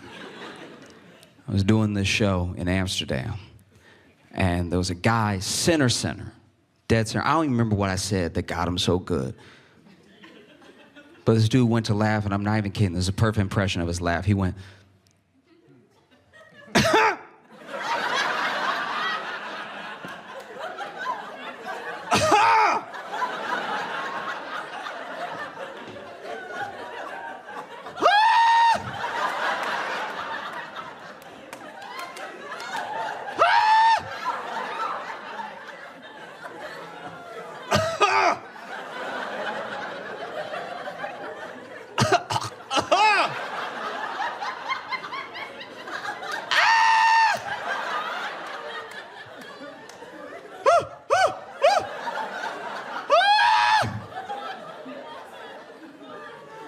not only did I stop, the entire audience stopped. And someone sitting behind him actually jumped up and wrapped their arms around, started giving him the Heimlich. Because we were all sure, we're like, that's a dying person. There's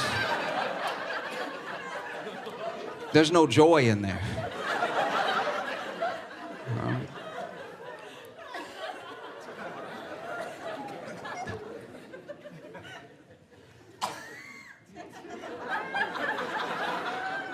I'm not gonna lie, I had a flashback just then. Like that. When you coughed, I was like, there's no way. There's no way he made it to Brooklyn. That's wild.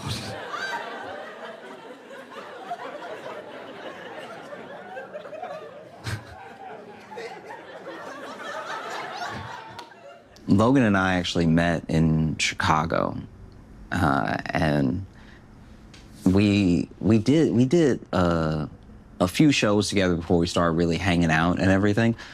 And so it's just, yeah, it's important to me to have him there for stuff, because it's someone who I think when you are on the same wavelength as a friend for long enough, you can start to look at each other like that moment, like that moment where something weird happens and then you don't have a person to look at to be like, this is insane, right? It's like Logan is that person for me when it comes to comedy. We have a good way of seeing each other, and I feel like we bring out the funniest parts of each other, So that's been great, and we've been doing that for like 3 years now. And so he's also gonna be doing the Bell House tomorrow. Yeah, we're gonna have a good time.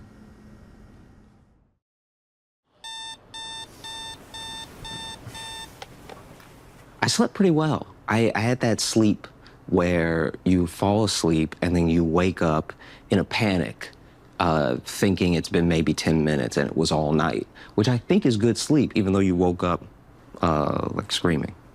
Drinking some white tea, it's apparently even better for you than green tea. And I haven't had it in a while, but I need lots of energy tonight because we have 2 shows at the Bell House. We sold them both out. So I just want to make sure it's a good show for everyone. And I'd be lying if I said I wasn't a little, there's a hair in here. Feel free to cut this. I don't want people knowing I drink hairy tea.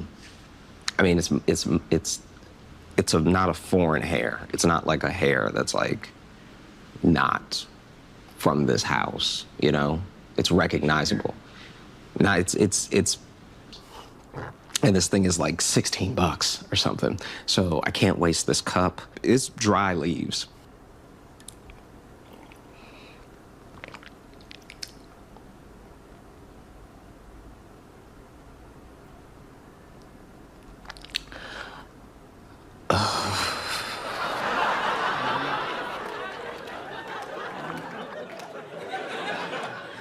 I think I've been freaking out about getting older in a way. Like I feel like it's hard not to compare yourself with anyone else your age and just or anyone in your career and everything, and wonder if you're not aging in like the right way, And I wanna,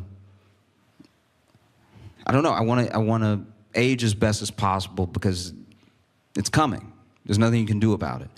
But there's just so many there's only a few lanes, it seems, as an old man that you can go.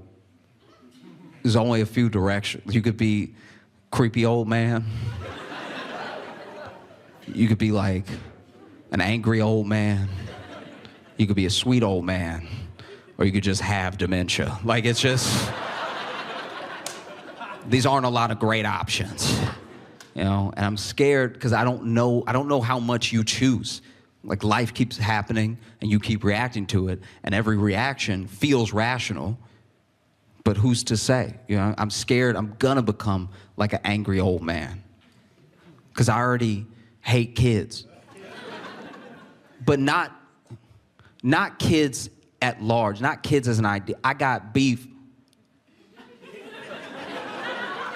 with specific children. There's a few of them already that like, one day, you know what I mean? Like, just, I'll tell you about one of them. I was walking down the street and I was minding my own business, how most of my stories start, right?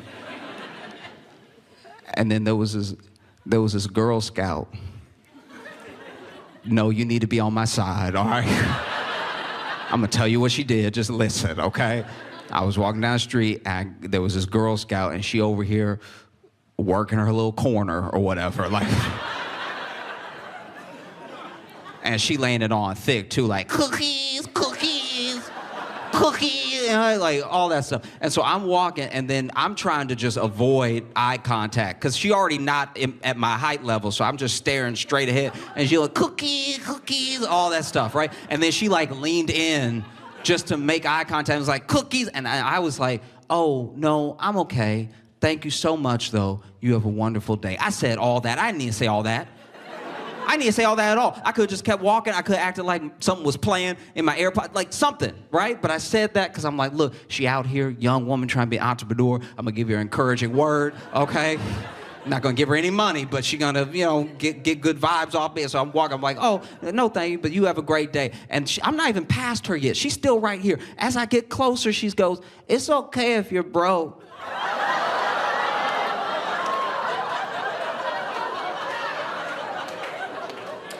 What? What? Who? What do you do next? Do you know what I mean? This is crazy. This is just, and so then I shouldn't have stopped. I should not have stopped.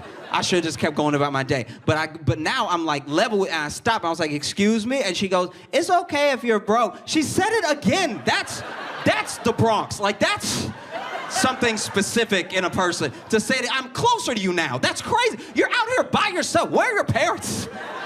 You're out here selling cookies on the corner talking shit. That's so insane. And it's like, what do you do next? I can't just be out here yelling at this. I can't just be a grown black man out here on the street yelling at a little girl holding cookies. Fox News would have a fucking field day. If I'm just out here, they get a still of me like, and she's holding the cookies like this. New York Post, black man strikes again. That's... No, what do you do? So I hit her with everything that felt like within the parameters of polite conversation to do. I told her, I was like, Santa ain't real, all right? No, because she was gonna find out anyway. And with a little girl like this, Santa ain't coming anyway. So like, let me just... I'm like, Tooth Fairy ain't real, Easter Bunny ain't real. And she was like, I know. And you don't have any real money. And I left. I left because what do you do? So I left. But I was like, I'm gonna go home, and I'm gonna pray. All right. I'm gonna pray against this little girl. Lord, just keep it that same size her whole life. Just.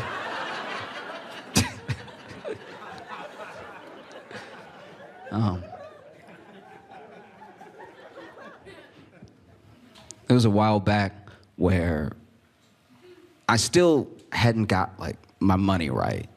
And I remember the AirPods came out, Apple AirPods, and I don't know why, but I wanted them. And I don't even know why I think I wanted them because I knew I couldn't afford them. It was just something to have, right? Something to use as a marker to be like, I got it like that now, right? And so I'd saved up a little bit, but I still didn't have enough.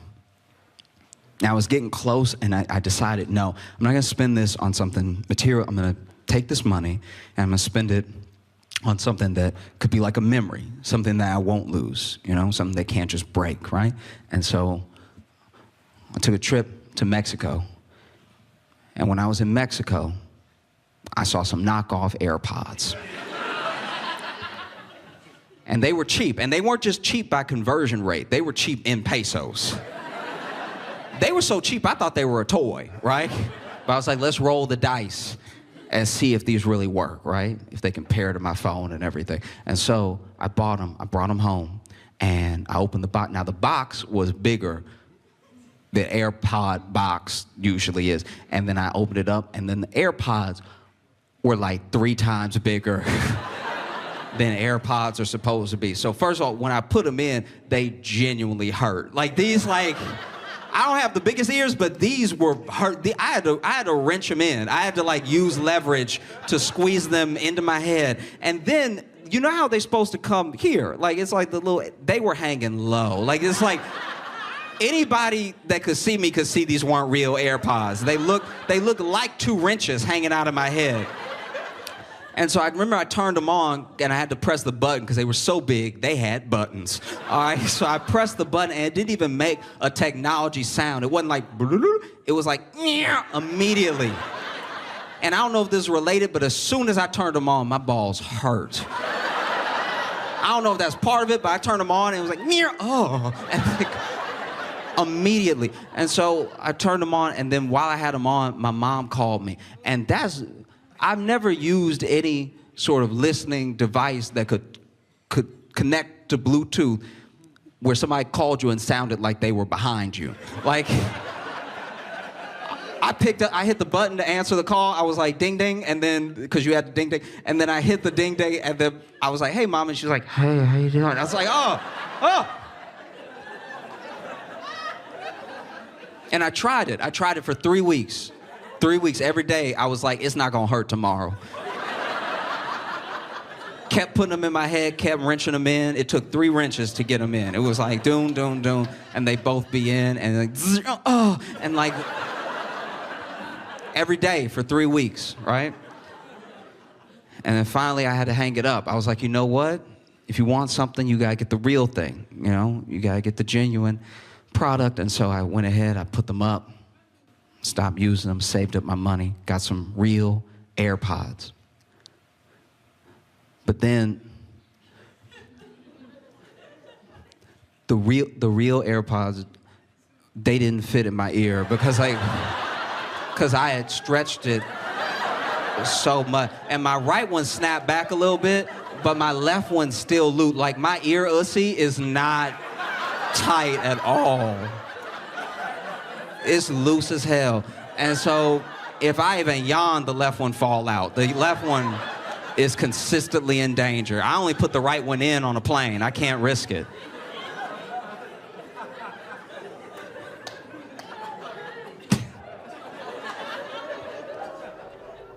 So conveniently, I just happened to have the cue cards from when I did tonight's show. Our next guest can be seen at the Helium Comedy Club. Oh yeah, I was doing the clubs that way. And Josh Johnson, see him at the Helium Comedy Club In St. Louis, November 2nd and 3rd. Please welcome the very funny Josh Johnson!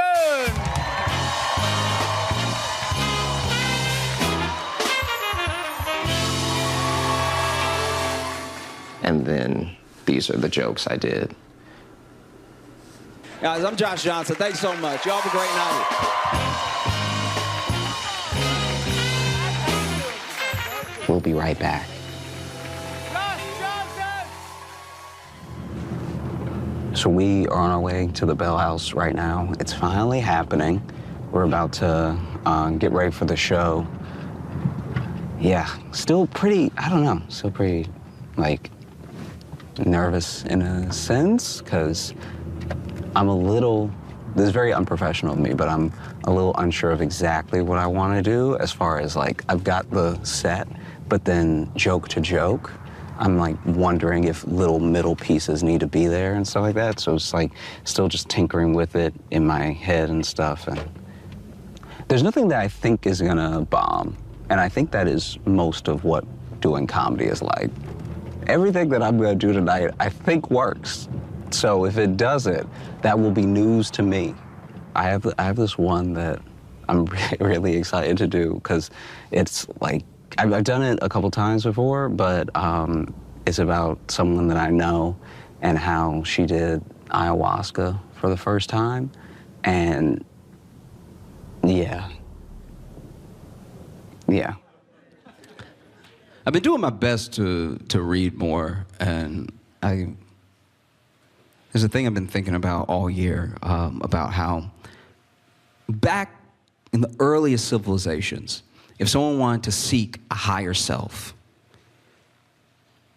they always sought some sort of deity. There was a god that them and their tribe worshipped, you know, that made them feel closer to something bigger. And as society progressed and you had slightly more modern civilization, still ancient to us, it splintered a little bit. There was a god, but then there was also spirituality. You could seek a higher self. And then there was also the tribe or the state. There became a thing of, as long as it's not about me, then maybe it can be bigger than me. And then you fast forward to modern times, to today, and it's completely splintered off. Some people, it's still God, some sort of spirituality. Other people, it's a cause. It's something that they feel they can use to make the world a better place, leave it better than they found it, you know. I have a friend who seeks her higher self through drugs. Like mind-expanding, mind-altering drugs to get a better sense of who she is, whatever that bigger self is supposed to be. And she told me a little while back that she did ayahuasca. And she had always been terrified to do ayahuasca because she wasn't sure of the place that it would take her, and she was ready to see herself in that light, you know? And she told me, and I was like, oh, well, you know what? Good for you. There was something you were scared to do, and you did it. You made it happen, right? And we were talking about it, and she was like, yeah, it was just so serendipitous. You know, I was just at the grocery store, and I was like, what? And she was like, yeah, I was at the grocery store near my place. And I was like, you did in Brooklyn? Like, what? I thought you flew to Peru or something. It's like, yeah, I did at the grocery store near my place. You know, I met this guy, and we got to talking, and we were on the same vibe, and he told me that he had some, and I was like, wait. You know how black people have a reputation for talking during the movie? I was doing that the whole story. Like, she's telling me about a story in the past, and I'm still like, bitch, get out the room. Get out the room. And it's like, yeah, so when, you know, we were talking, we were on similar wavelength and everything, and so, you know, I went back to his place with him because he said that he had some, and he showed me how to do it, and honestly, as soon as I smoked it, and I was like, what? I don't know if y'all have ever done ayahuasca. I've never done ayahuasca, but every documentary I've watched about ayahuasca, it's a drink. There's never a pipe involved. And she was like, yeah, as soon as I smoked it, I could just feel like, I felt so much energy. I could feel like my ancestors rushing through me and everything. And I was like, oh, Bethany. Bethany, you smoked crack. Like, I hate to be the one to tell you. You seem excited about everything that happened. I hate to break to you, but you got me more discerning. This is insane. I could just feel like the ancestors coursing through me. It's like, are you related to Reagan? Like, what are you talking about? It's chaos. Comedy was the first way I learned how to like really communicate with people. And so watching other people communicate, even if I'm just watching my friend's show, like I'm gonna watch Logan go up tonight, I'm gonna watch Onika before I go up. I think that you get such a slice of a person and who they are when you watch them do comedy. You ready? Yep. Okay. Thank you, sir.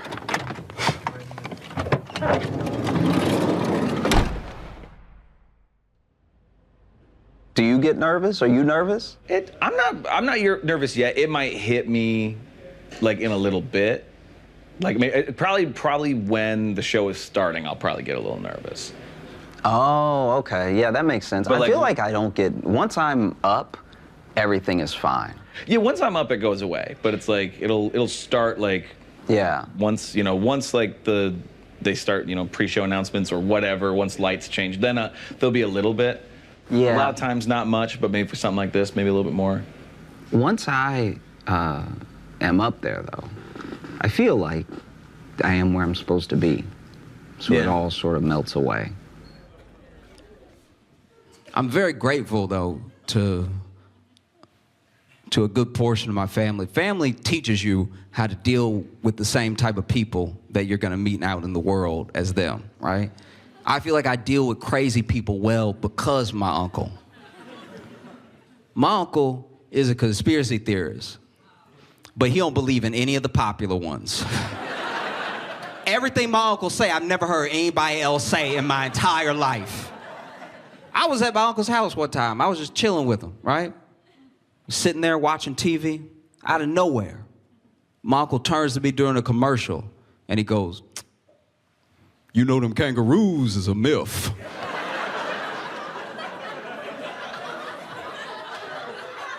What do you say to that? What do you say next to something like that? What's the plan now? You know what I mean?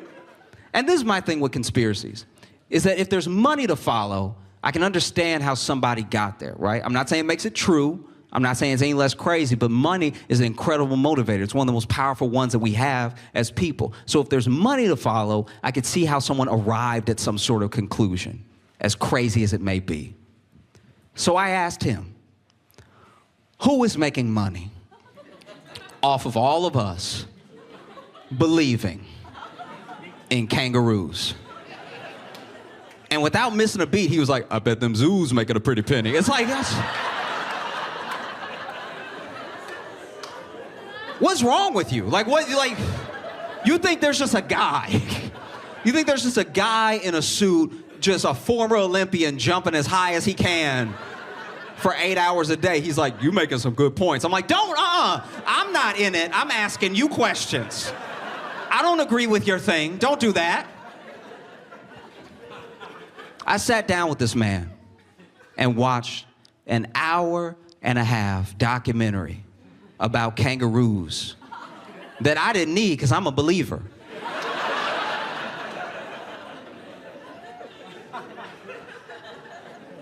And at the end, he just turns to me. He's like, that's a deep fake. I know a deep fake when I see one. I'm like, you're beyond help.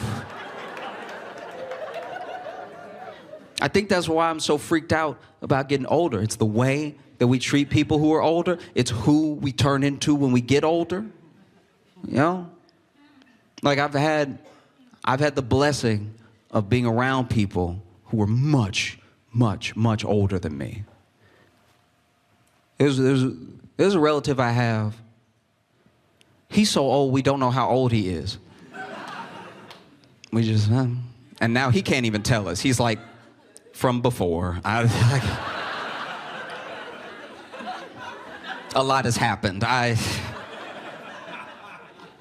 You know, but we know he's over 90.